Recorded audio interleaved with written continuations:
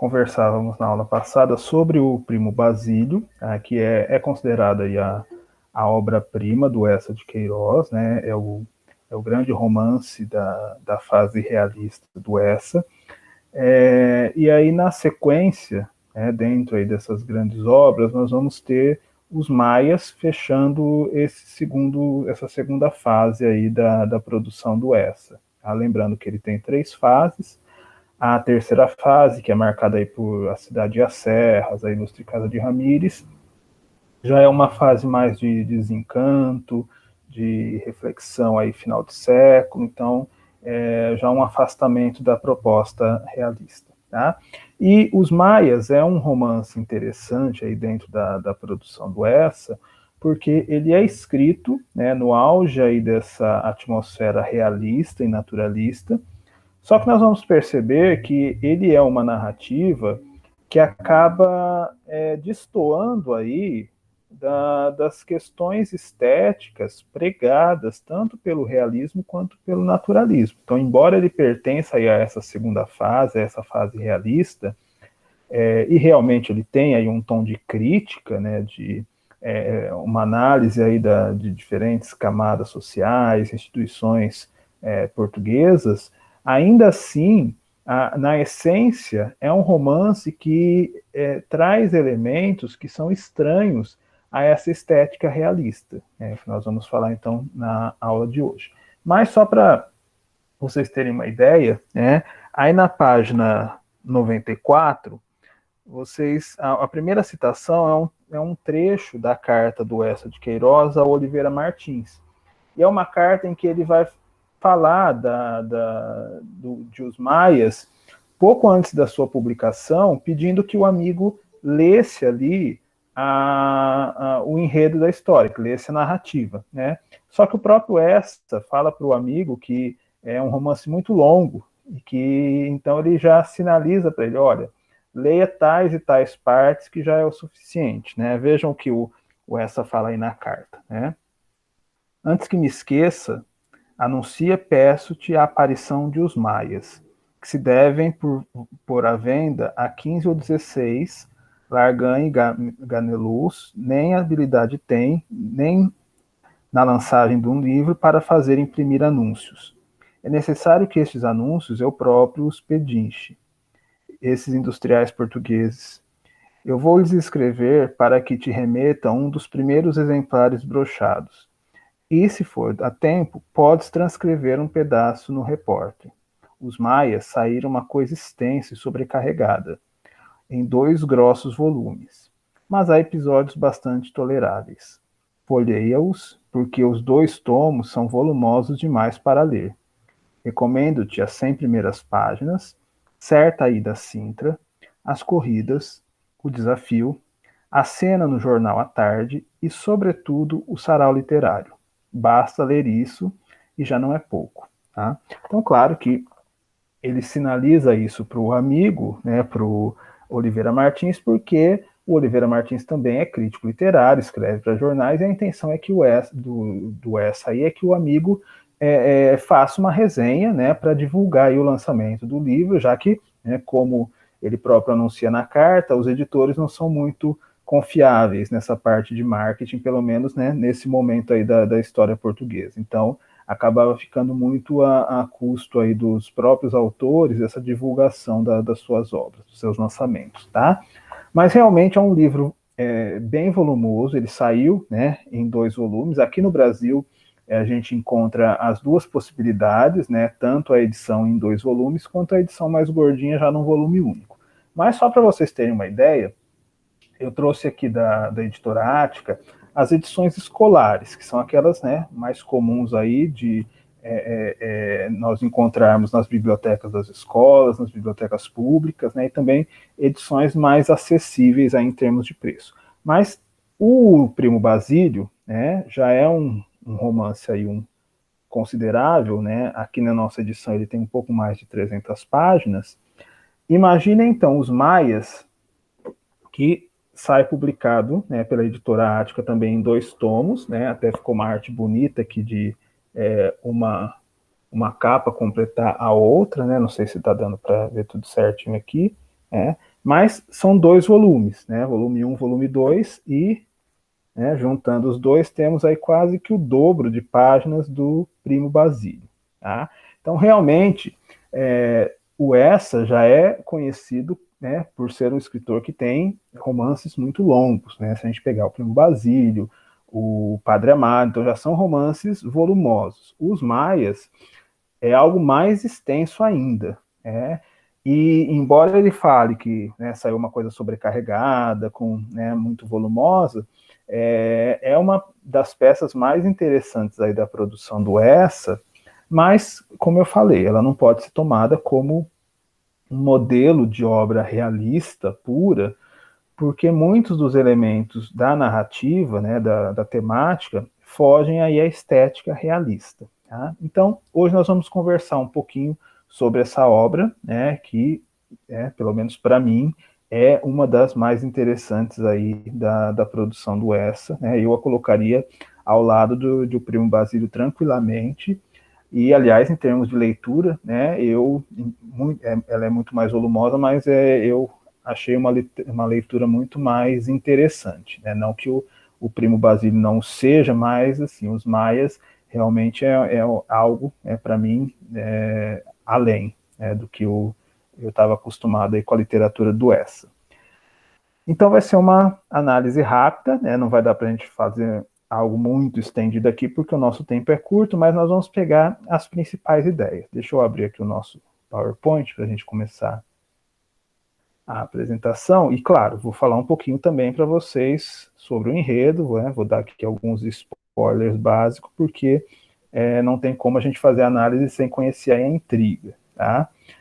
Bom, deixa eu acessar aqui, abrir o PowerPoint. Já deve estar aparecendo aí para vocês a capa do nosso PowerPoint. Um pouquinho que está carregando. Ok, então vamos falar dos Maias, tá? Só para a gente entender, os Maias, né, assim como as demais obras do Essa, ele sai com um subtítulo. Né? Então, já tivemos lá o Crime do Padre Amaro, né, Cenas da Vida Devota, o Primo Basílio, Episódio Doméstico, e os Maias, Cenas da Vida Romântica. Tá? Episódios da Vida Romântica, na verdade. Tá?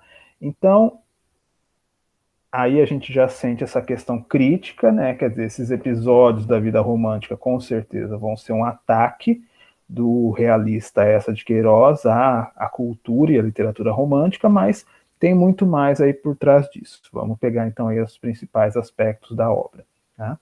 Então, o título e o subtítulo, né, eles vão se articular aí, né, dando um sentido global da obra, mas que nesse caso em especial, nós vamos ter um desdobramento das ações narrativas, né, no sentido de, se no Primo Basílio nós temos um episódio doméstico, e obviamente esse episódio doméstico envolve o caso de adultério da Luísa com o seu primo Basílio, e no crime do Padre Amaro nós temos as cenas da vida devota, e a história gira em torno, né, da sedução da Amélia pelo Padre Amaro.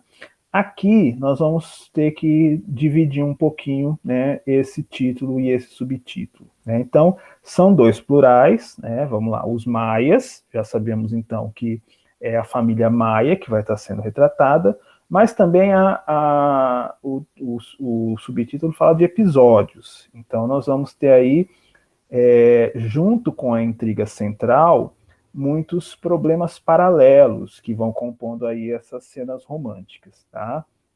Então, é um mundo muito mais amplo, do que aquele que nós já vimos nas outras obras. Então, no Crime do Padre Amaro, nós temos ali a vida provinciana. Né? Então, uma aldeia portuguesa onde nós vamos ter ali o crime do padre propriamente dito. No Primo Basílio, né, embora nós tenhamos aí uma série considerável de personagens, falamos que ao todo são mais de 10 ali que entram em cena, é um núcleo bastante fechado, né, restrito ali àquela classe média burguesa, tá? aquela classe média lisboeta, né, representante aí de uma burguesia abastada. Aqui nós vamos desmembrar esses episódios em muitas instituições e muitas camadas sociais, né? Desde a antiga aristocracia até a nova burguesia, a classe artística, os banqueiros, os jornalistas. Então, essas duas esferas aí, né, da família Maia e esses episódios da vida romântica, que vão envolver outros personagens além dos maias, eles vão caminhando paralelamente um ao outro, de forma a compor esse panorama maior da intriga, tá? Que nós já vamos falar sobre ela.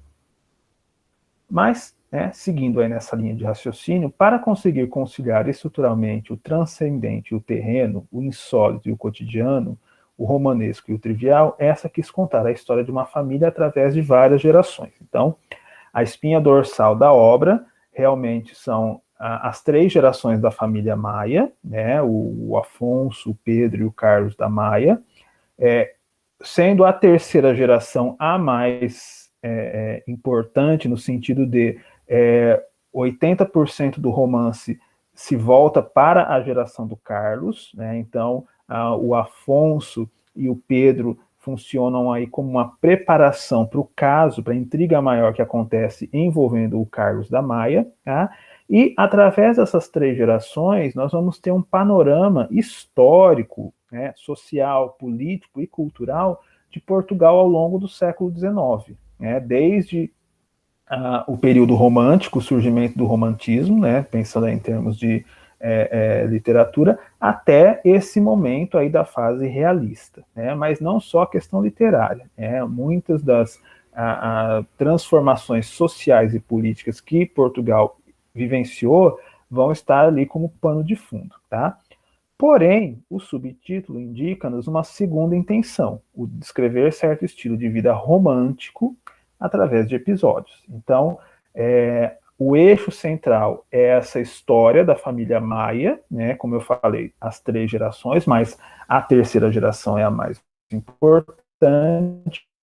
E na terceira geração, que é a geração do Carlos, esses episódios vão funcionar como uma espécie de crítica social, tá? Então, uma série de crônicas de costumes, né? Então,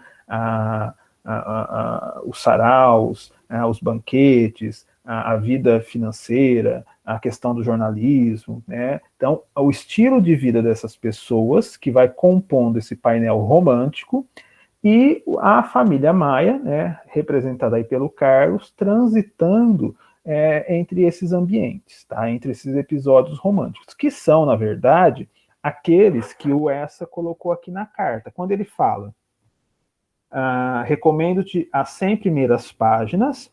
Então, as 100 primeiras páginas são praticamente a introdução da intriga central. Então, é o Afonso e o filho dele, o Pedro da Maia. Nós vamos falar do caso envolvendo essas 2 gerações, para chegar no Carlos, que chega depois. E aí o que ele cita são as cenas, os episódios românticos. Então, certa ida à Sintra, as corridas de cavalo, o desafio, a cena do jornal à tarde e o sarau literário. Não são só essas, mas essas são as cenas românticas centrais, ou seja, os personagens vão transitar entre esses espaços, entre essas localidades, e a intriga vai se desenvolvendo, sempre tendo em vista os protagonistas da história, que são os maias, tá? Bom, quem é então essa família, né, e quais são os personagens aí que nós temos em cena, tá? Vamos falar primeiro, e mais importante, do título, né, os maias, tá? Então, são 3 gerações, vamos começar pela primeira, que é o Dom Afonso da Maia, né? Pelo Dom aí vocês já percebem que é uma figura aristocrática, né? Então a família da Maia vem de uma antiga linhagem portuguesa, né? Então é uma família tradicional, abastada, aristocrática, e o patriarca aí é o Dom Afonso da Maia. O Afonso é a personagem que funciona como o esteio da família Maia, né? para o qual todos se voltam em momento de crise. Tá? Então, ele é aquela figura quase que centenária, né? Ele atravessa, né, a obra toda, chegando aí até as últimas cenas, né, já com o problema do neto, do Carlos da Maia, no ápice ali. O Afonso é testemunha do caso, tá? Mas ele vai funcionar como esse suporte, né? Quer dizer, o filho e o neto, eles acabam tendo na figura do Afonso esse norte, né, esse apoio, essa figura mais racional, mais ponderada, mais vivida, experimentada, que vai estender a mão para um e para outro. Tá? Então, ele é a encarnação do bom senso, da experiência e dos valores da nação e da raça. Então, o Dom Afonso ele é uma figura extremamente tradicional, no sentido de ele preserva as tradições do antigo Portugal, daquela fase mais heróica, da chamada fase da restauração. Então, ele é uma figura que simboliza esses valores mais autênticos. Né? O que a gente vai perceber que se perde aí ao longo das gerações, e aí o que nós vamos ter lá na frente é um Portugal já em estágio de decadência, tá? Mas o Dom Afonso ele vai funcionar então como esse olhar para o passado, né? Um passado de glória, e aí aquela figura sempre imponente, sempre muito respeitosa, né? Aristocrática, não à toa com uma série ali de preconceitos sociais, né? Mas sempre muito cordato, muito elegante, que vai centralizar aí essa família, tá? É alguém que defende o patrimônio português em face da descaracterização e da invasão das modas estrangeiras, né? Então, um ponto até interessante é que Portugal, nesse momento, está recebendo muito influxo da cultura inglesa, né? E a própria cena das corridas de cavalo já é algo que é importado, né? Os portugueses estão copiando algo que é da tradição inglesa, e o Afonso é contra isso. Ele vai falar que no lugar das corridas de cavalo, o que eles deveriam ter eram belas touradas, né? Que isso é próprio ali da Península Ibérica, né? Não ficar copiando o modelo estrangeiro. Tá? Então ele já sinaliza aí esse momento presente em que Portugal já está num processo de decadência, de corrupção aí dos valores e de copiar modas estrangeiras, tá? Bom, o filho do Afonso é o Pedro da Maia, né? Então o Pedro é a figura romântica da história, ele é um sentimental numa busca infrutífera para encontrar um sentido para a vida. Então o Pedro é aquela figura sentimentaloide, mimada no bom sentido, né? Ele é muito introspectivo, ele é tímido, ele não tem presença social, ele foi criado pela mãe, no sentido de a mãe o tomou para si, cuidou da educação desse menino, né? E a mãe é aquela figura muito devota, muito carola, que encheu a cabeça do Pedro com uma religiosidade além do normal, né? E o que se produziu foi esse rapaz, esse adolescente extremamente romântico, tá?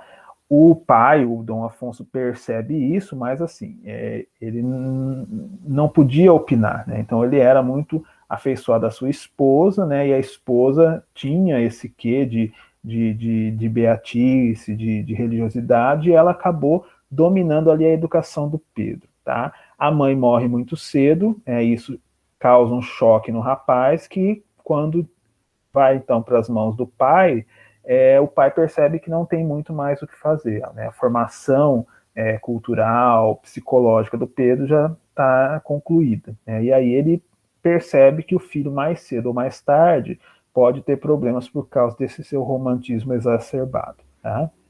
Então encontrou esse sentido subitamente numa desconhecida, que é o pivô do primeiro conflito, quer dizer, o Pedro vai se apaixonar por uma moça, né, que não pertence à sua classe, um indivíduo que nunca... O Pedro é um indivíduo que nunca impôs a sua vontade, ele enfrentou com firmeza a maledicência social e a rejeição do pai, tá? No sentido de o pai, né, quando ele assume essa moça, quando ele fala que vai casar com ela, o pai rompe, né, relações, né, fala, não, na minha casa vocês não ficam, né, e aí o Pedro vai embora com a sua esposa, tá? Isso aconteceu porque o amor sobrepunha-se a tudo. Quer dizer, o Pedro é a figura que vai colocar o amor acima de qualquer coisa, tá? Até da razão. Quem é essa moça pela qual o Pedro se apaixona? É a Maria Monforte. Então, Maria Monforte surge de um nível social inferior ao dos maias. Ela é rica, mas temos um problema aí. O pai dela era traficante de escravos. E isso na sociedade portuguesa era vista como um escândalo, né? Parece assim que Portugal nunca teve escravidão, né? Mas na obra isso fica muito claro. Ela, inclusive, ela é chamada de a negreira, né? Então ela é tão rica quanto as outras pessoas que pertencem ao círculo social do Pedro, mas ela é uma persona não grata, ela e o pai, né? Porque eles, né? Eles são traficantes de escravos e aí fica toda aquela cultura de separativismo ali, né? Por conta da origem da fortuna dessa família. Então, ela não é de uma linhagem nobre, ela é uma nova rica, só que o problema é, ela enriqueceu, né, ela, a família enriqueceu às custas aí da escravidão. Então, ela entra violentamente na família e acaba por sair dela de forma não menos violenta. Tá? E é a figura que vem realmente para desestruturar o ambiente ali dos maias, ela, o pivô de toda a tragédia que nós vamos ter aí na próxima geração, tá? Porque nos maias, vamos lembrar, esse espírito trágico ele é muito forte, tá? O que acontece? Só para agora, né, vamos chegar aí aos spoilers, que é, como eu falei, já as primeiras 100 páginas. O Pedro, então, casa com a Maria Monforte, né, e aí o pai rompe, obviamente, ele não quer aquela figura ali.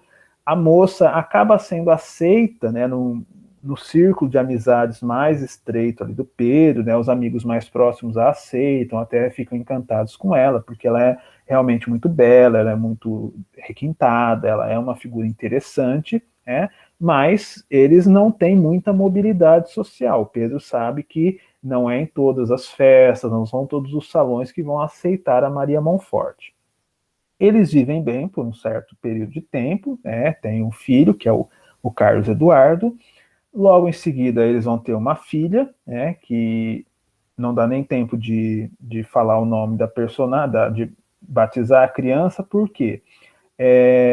Nesse meio tempo, a Maria Monforte se apaixona por um amigo do Pedro, né, um italiano, que é o Tancredo, que está passando uma temporada ali na casa da família, e ela foge com esse italiano. Né, e no meio da intriga, ela leva a menina recém-nascida e deixa o Carlos Eduardo com o pai. Né?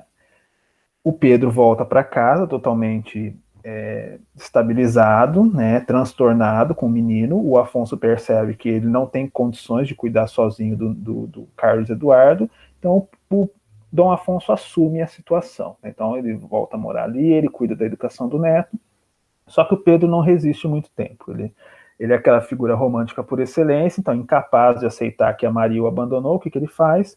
Ele se mata. Pega uma das pistolas ali no escritório do Dom Afonso, né, na casa dos Maias, e dá um tiro na cabeça.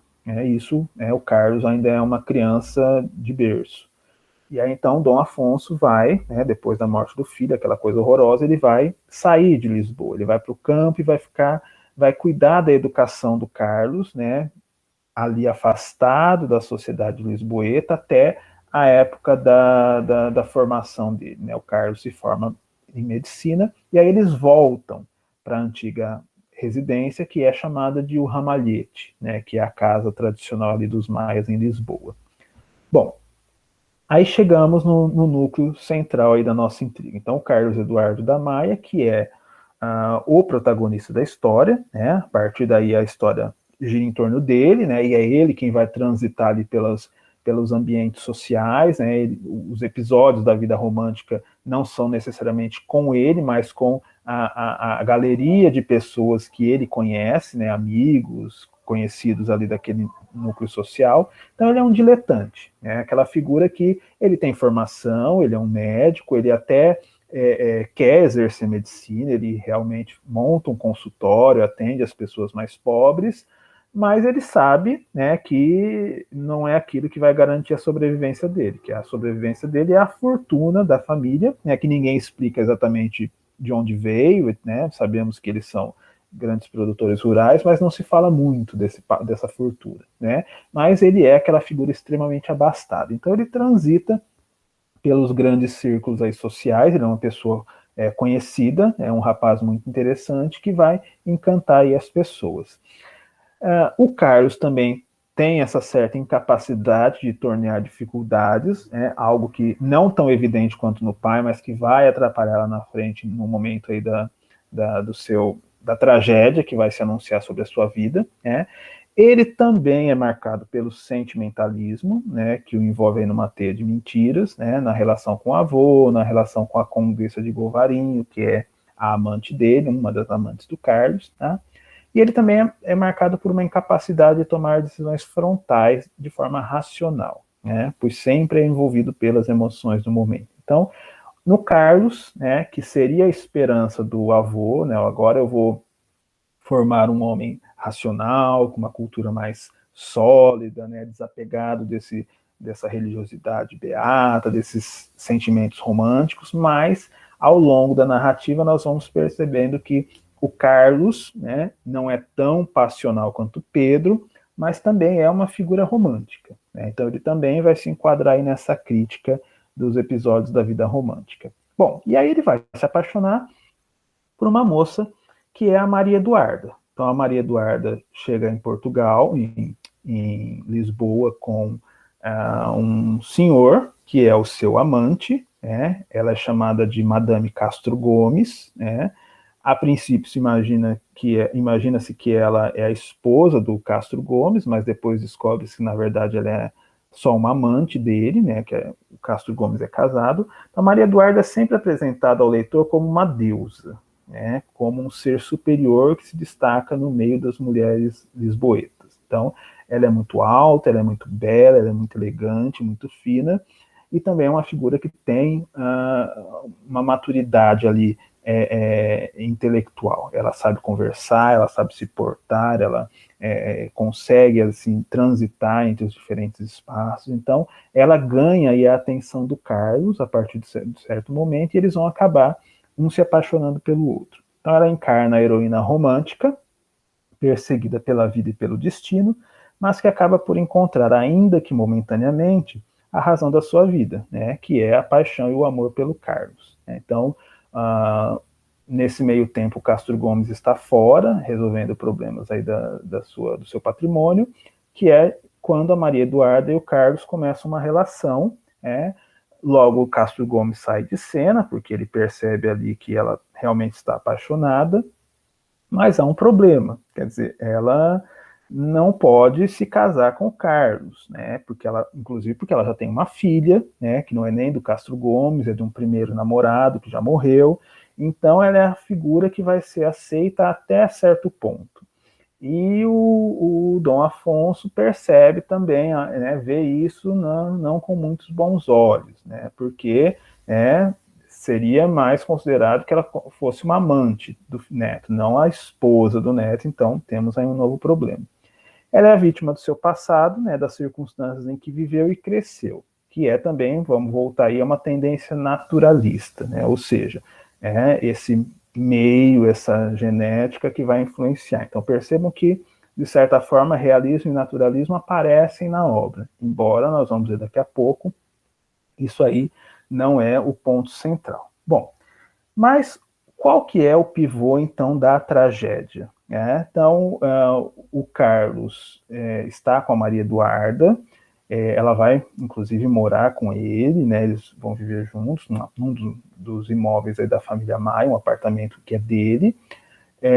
Estão felizes, o Carlos não tem nenhuma ilusão de que seja necessário que eles se casem, que tem que ter a bênção da igreja. Eles estão felizes desse jeito, né? Ele gosta muito da filha da Maria Eduarda, mas o que acontece? Nesse momento, surge uma espécie de tabelião, em cena, procurando pela família Maia. E aí, esse tabelião traz umas cartas, uns documentos, que revelam que Maria Eduarda é a filha da Maria Monforte e do Pedro da Maia, que foi levada embora. Ou seja, ela é irmã legítima de Carlos Eduardo. Bom, aí a tragédia está formada. Isso não é revelado de cara, aos poucos, nós leitores vamos descobrir antes, O grande amigo do Carlos, que é o João da Ega, é a primeira pessoa a descobrir, é ele quem vai tentar encontrar uma forma de falar, né, para o amigo, para o Dom Afonso e para a própria Maria Eduarda o que aconteceu, né, que é uma das armadilhas aí do destino. Por quê? Antes dessa fase, o Dom Afonso já havia mandado os seus advogados atrás da Maria Montfort na França, né? Que a Maria Montfort também teve um fim não muito bom, né? Então ela foi abandonada pelo Tancredo, né? Acabou tendo outros amantes, foi trabalhar num cabaré, e quando os advogados chegam, ela fala que a menina morreu, né? Então, na cabeça do Dom Afonso, a neta está morta, não tem o que ser feito. Só que quem morreu não foi a Maria Eduarda, foi a outra filha, a filha do Tancredo, né, com a Maria Monfort. E a Maria Eduarda foi criada num convento, né, longe assim dessa vida mundana, até que ela se apaixonou por um rapaz, acabou engravidando dele e teve que e o rapaz acaba morrendo e ela, né, sem o que fazer, acabou virando amante do Castro Gomes, né? Bom, então as cartas estão na mesa, né? E o EGA tem que administrar isso, o João da EGA tem que administrar isso, porque a Maria Monfort, que está morrendo já também, ela quer garantir a herança da filha, né? Nem ela tem noção do que está acontecendo. Bom, toda a intriga gira, então, em torno dessa revelação, né? O primeiro a descobrir é o Carlos, logo na sequência o avô, Dom Afonso, e o Dom Afonso fala, olha, larga essa moça, abandona ela, né? Manda ela para a França. O Afonso não quer ter muito contato com a Maria Eduarda, né? Ele manda os advogados organizarem a herança dela, fala assim, olha, eu vou dar a parte dela na herança, você explica a situação para ela, manda ela para Paris, né? Ela vai viver tranquila lá, mas se separa dela. É aí que o romantismo do Carlos vai falar mais alto, né? E as mentiras. Então ele finge para o avô que abandonou a Maria Eduarda, mas ele continua se encontrando com ela, mesmo sabendo que ela é sua irmã.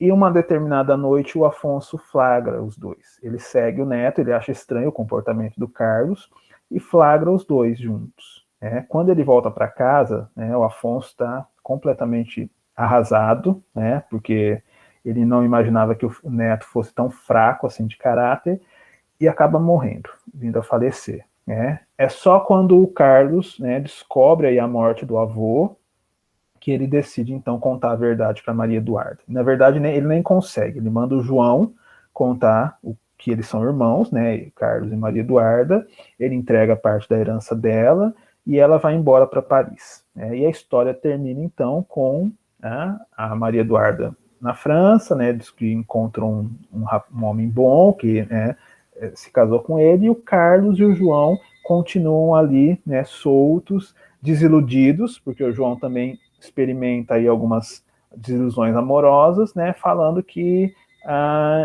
ele não tem jeito, eles são românticos, são seres inferiores que vão se levar sempre pela paixão, tá? Então, é um final bem desalentador, depois, obviamente, né, dessa tragédia toda instaurada, tá?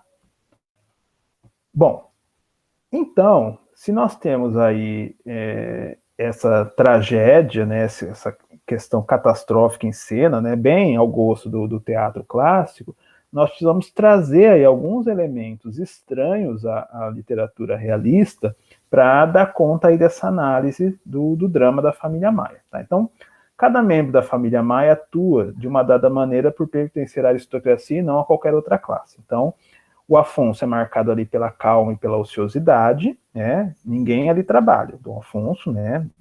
Pedro, o Carlos nunca trabalharam em vida, por quê? Porque eles são os donos, os administradores, os proprietários de terra. Então, ele é essa figura calma, plácida, mas que também vive no ócio. O Pedro é a figura alienada, né? É o romantismo exacerbado e aquela alienação social. O Carlos é o diletante. Né? Então, em cada fase, nós vamos ter essa mudança de perspectiva, de caráter, que vai ampliando aí a nossa leitura dessas relações sociais. Tá?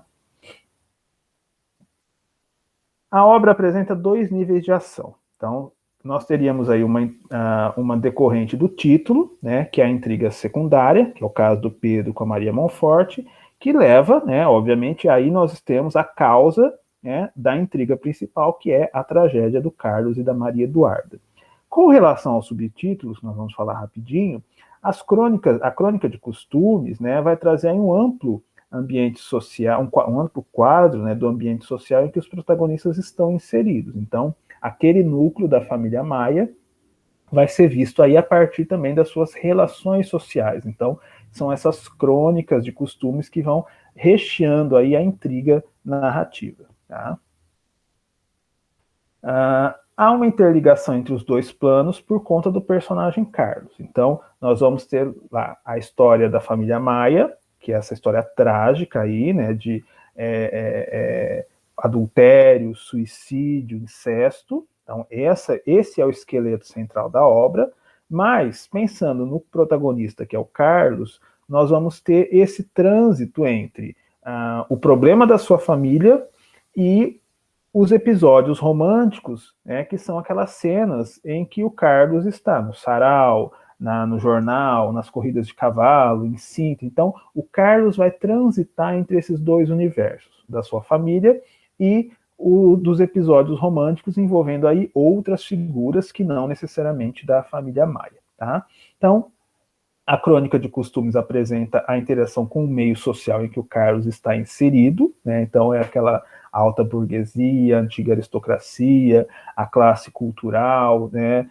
Os literatos, os jornalistas, os banqueiros, tudo isso faz parte desse núcleo social do Carlos.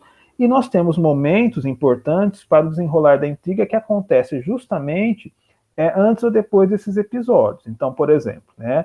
O jantar na casa dos Cohen, né, da família Cohen, que é a família dos banqueiros, ali no Hotel Central, é o momento em que o Carlos vê a Maria Eduarda pela primeira vez. Né? O jantar na casa dos Golvarinhos, né, é quando o Carlos e Maria Eduarda declaram seus sentimentos. Então nós vamos ter esses episódios, né, o jantar no hotel, o jantar nos Golvarinhos, a corrida de cavalos, o sarau, a cena no jornal, intercambiando com a intriga central, que é Carlos e Maria Eduarda. Então, essa relação dos dois vai se alargando e vai se aprofundando até chegar aí ao momento trágico, intermediada por esses episódios românticos, né?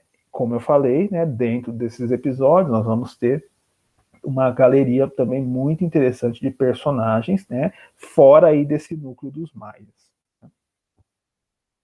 Bom, o nível da intriga, né, da família Maia sucede por uma relação de... O nível da intriga da família Maia sucede por uma relação de causalidade havendo o acontecimento final, o desenlace, o que inviabiliza, desculpem, tropecei aqui, a sua continuação. Então, vejam, essa catástrofe toda é o fim da família Maia.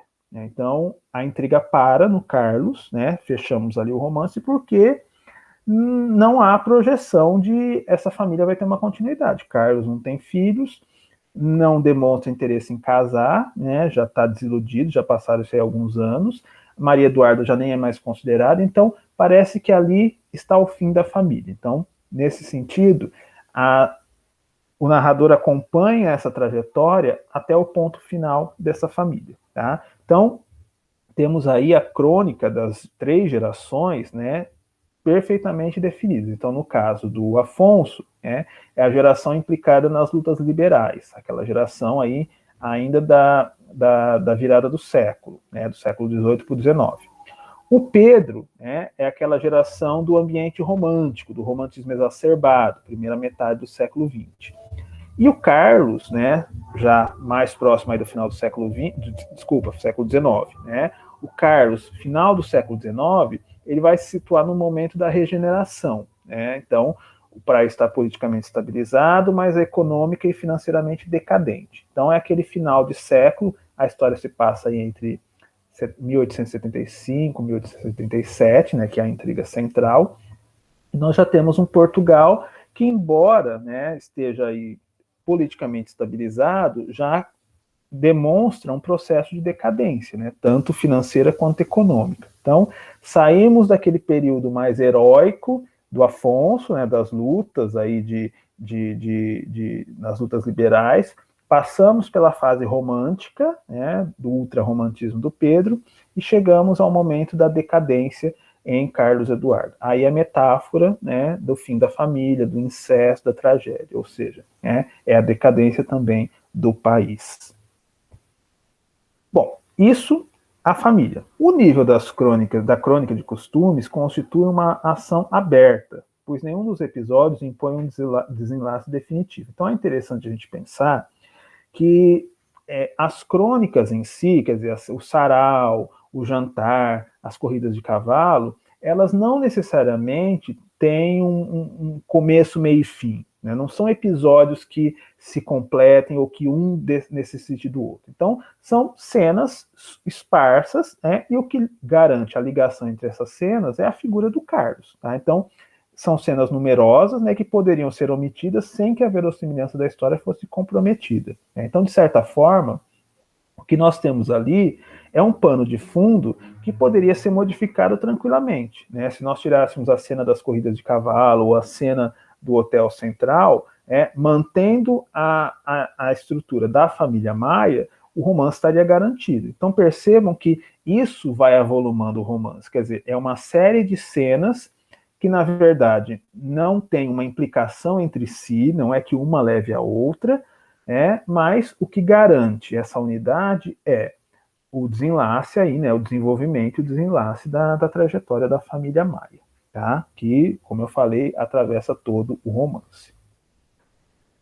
Nas crônicas de costumes, encontramos autênticos tipos, então personagens planas, sem vida interior evolutiva, sempre iguais a si mesmos, mas quase caricaturas representantes de uma ideia, de uma ocupação ou de um lugar, né, de um grupo de interesse. Então nós vamos ter a figura do banqueiro, né, extremamente sovina, que só pensa em dinheiro e que, né, deixa a mulher numa condição ali precária, tanto é que a mulher do banqueiro vai virar amante do João da Ega.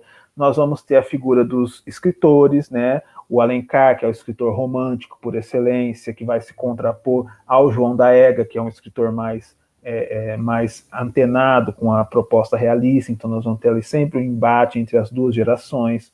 Nós vamos ter os Golvarinho, que são aquela modelo da família classe média, o marido só pensa em trabalho, a esposa cai em adultério, como nós vimos já no Primo Basílio também.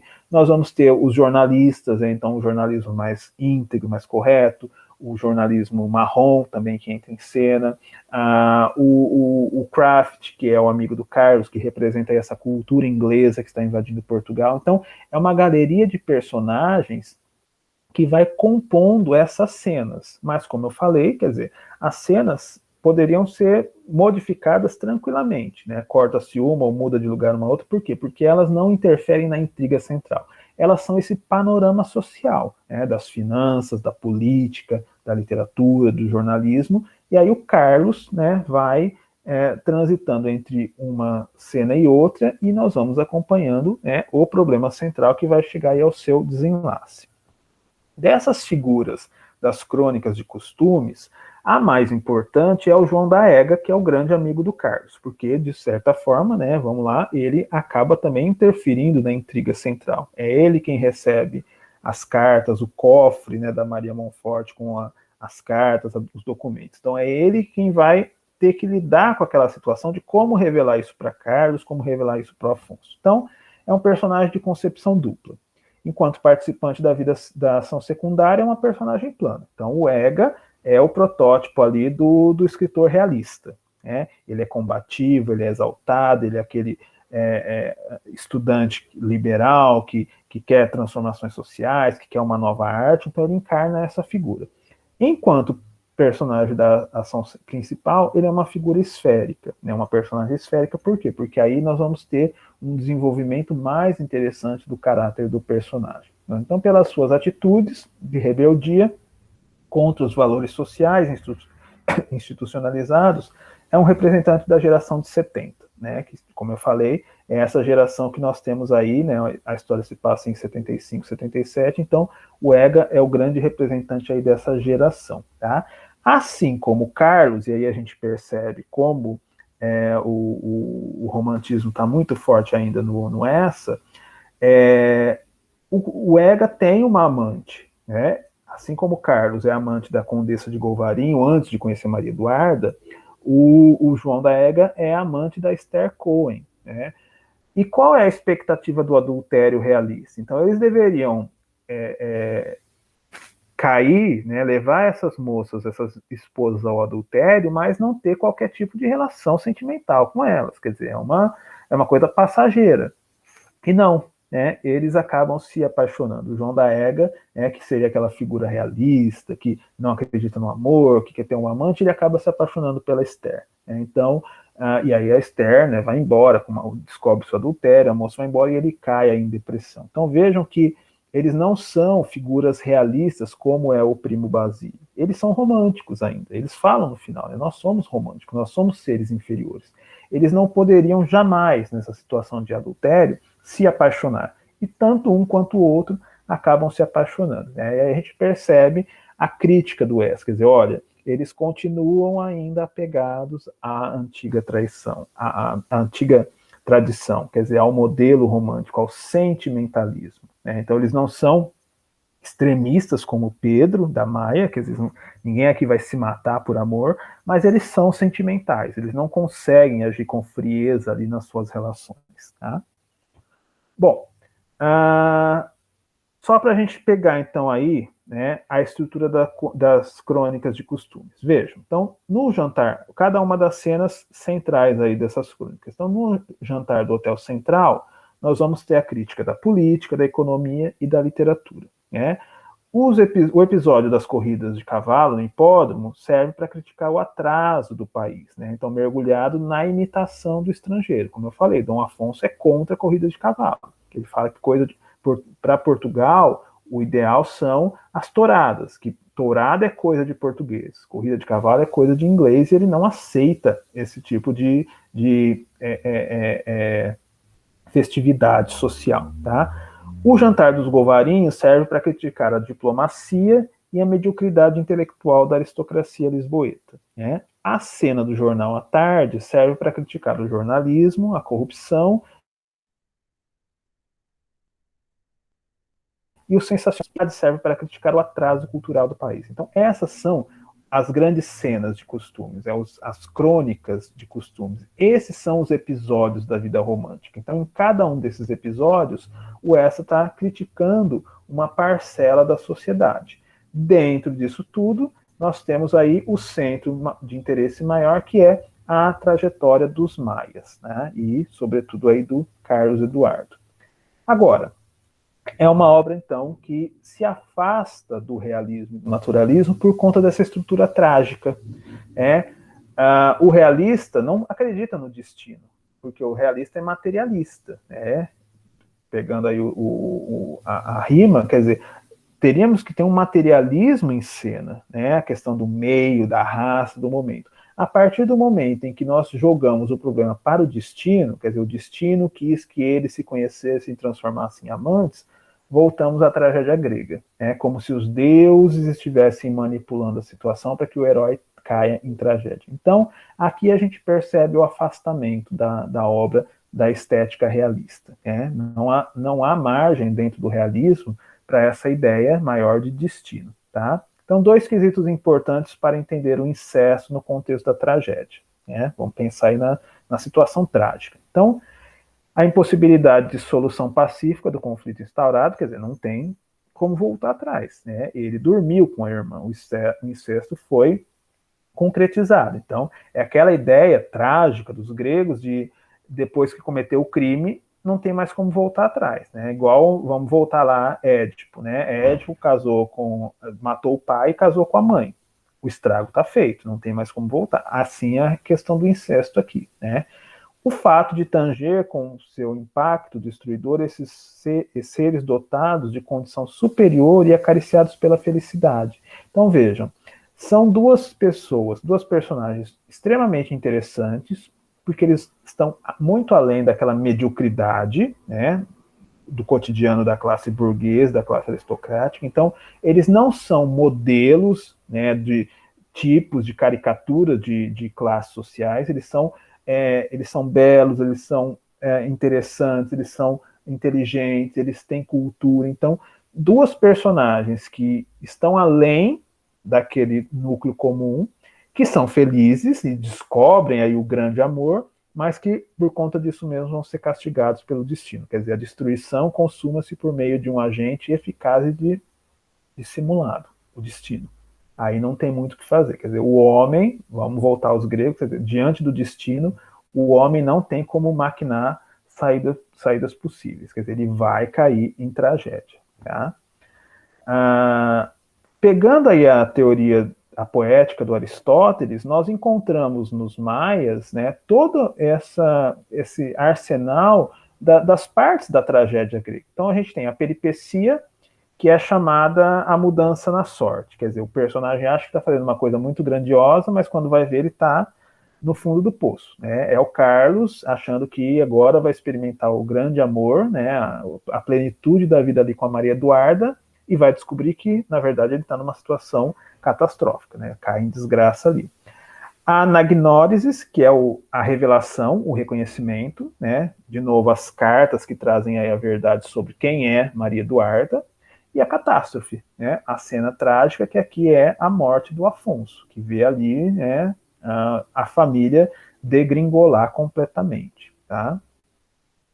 Agora, no caso do Pedro e da Maria Monforte, né, a catástrofe não é fruto do destino. Né? Então vamos lá, ali é uma coisa intencional, quer dizer, por que o Pedro caiu, né, cometeu suicídio? Porque vem da formação dele, né, uma formação beata, extremamente religiosa, romântica. Então, assim, a mulher insatisfeita, né, larga ele para trás e vai embora com a amante, aquela figura romântica, sentimentaloide, só poderia cair naquela tragédia. Quer dizer, ele cometeu suicídio por conta da sua formação. Tá? Então, o fim trágico de Pedro é consequência natural de vários fatores. Então, temperamento fraco, herdado do lado da mãe, excesso de sentimentalismo, uma educação que estimulou esses traços de caráter, tendência a fugir dos problemas, não enfrentá-los, ou seja, tudo isso vem dessa tradição romântica de escapismo. O suicídio, de novo, é um tema romântico. Então, no Pedro, não temos o destino, temos a ordem natural das coisas, é o meio e a educação que ele recebeu. Aquela criança sentimentaloide, retraída, tímida, só poderia desaguar num momento crítico numa situação como essa, catastrófica. Tá? O destino, como causa determinante de um final trágico, não está de acordo com os cânones do naturalismo. Né? Então, de novo, o acaso não é objeto de análise naturalista. Os romances naturalistas não creem no destino, nas forças cósmicas, no acaso. Não. Tudo tem que ser cientificamente comprovado. Então, aí, os maias já destoa dessa intenção maior do romance naturalista e realista. Por isso que eu falei, ele é um romance que foge aí ao cânone da sua época. E há também uma questão muito interessante, que são os presságios. Aquelas falas dos personagens ou do próprio narrador que já prenunciam algo trágico que está por acontecer. De novo, também algo que vem da tragédia grega, né? Essa ideia de uma profecia de algo que ali na frente vai se concretizar. Eu separei aqui para nós algumas falas, né? Então, por exemplo, logo no começo, né, quando se faz a descrição do ramalhete, da casa dos maias, né, o narrador fala: eram sempre fatais aos maias as paredes do ramalhete. Então nós já temos essa ideia de uma habitação que esconde ali também cenas trágicas do seu passado. Né? Quando a Maria Monforte pensa no nome para o filho, Carlos Eduardo, então o narrador fala: um tal nome parecia lhe conter todo um destino de amores e façanhas. Então, essa ideia de que, essa fantasia de que o nome vai trazer todas as possibilidades. E aí, trouxe amores, mas olha que tipo de amor que veio. Quando a Maria Eduarda lê o cartão do Carlos Eduardo, o cartão de médico, o narrador fala: Maria Eduarda, Carlos Eduardo. havia uma similitude nos seus nomes. Quem sabe se não pressagiava a concordância dos seus destinos. Então, realmente, os destinos concordaram, mas não foi tão positivo assim quanto eles imaginavam. E aí, no final, né, o Afonso, já à beira da morte, depois de descobrir a fraqueza do neto, né, Afonso afastou-se todo dobrado pela bengala, vencido, enfim, por aquele destino que, depois de ter ferido o legado de força com a desgraça do filho, o esmagara no fim da velhice com a desgraça do neto. Então, a morte do Afonso é o coroamento trágico ali da história, né, desse fim catastrófico, e aí a ideia da tragédia se constitui. Quer dizer, ele morre porque, né, o neto não continua ali na situação de incesto. O neto é incapaz de se libertar daquele romantismo que o guia. Tá? E como eu falei, a história termina então num passeio entre o Carlos e o Ega, né, anos depois, né, do que aconteceu, 10 anos propriamente depois da partida de Maria Eduarda, né, então ela foi para Paris, eles viajaram pelo mundo, e aí a cena final nos traz essa crítica maior à sociedade portuguesa do século XIX, quer dizer, o que nós temos aí a partir da decadência dessa família, do fim trágico dessa família e do que, né, daquilo que eles experimentaram. Então, uma sensação de total imobilização da sociedade portuguesa, o provincianismo da sociedade lisboeta, a aceitação do fracasso e do desencanto por parte dos dois amigos, né? Eles falam para o outro, né? Nós somos românticos, né? Somos seres inferiores que se guiam nessa vida pela paixão, né? A falta de furor nacional para acabar com os grandes empreendimentos, a crítica à imitação do estrangeiro e a decadência de valores genuínos. Quer dizer, a decadência da família Maia, simbolicamente, é a decadência dos valores portugueses. Né? E é esse fim trágico que já aponta, bom, se a família teve um fim trágico, qual será o fim de Portugal? Então, de novo, né, essa não abre mão aí da crítica à sociedade portuguesa. Tá?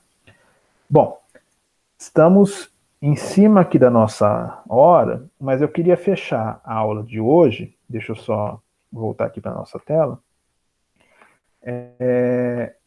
com uma cena da minissérie Os Maias da Rede Globo, que é justamente a cena da descoberta, quando o Carlos descobre que é filho da Maria Monforte. Né? Até na minissérie eles fizeram algo um pouco mais dramático. Eles trouxeram a própria Maria Monforte. Ela não morreu ainda, então ela volta para Portugal para dar um jeito aí na situação da filha, e aí descobre, né, que o namorado, que o amante da filha, é o seu filho Carlos Eduardo. Então, é um trecho de uma sequência, né? A Maria Monforte já foi até a casa da Maria Eduarda, já conheceu o Carlos, né? Até ela fala assim, parece que eu já te vi antes, né? Então fica aquela coisa assim, eu acho que eu já te vi em um outro lugar, que não aqui, né?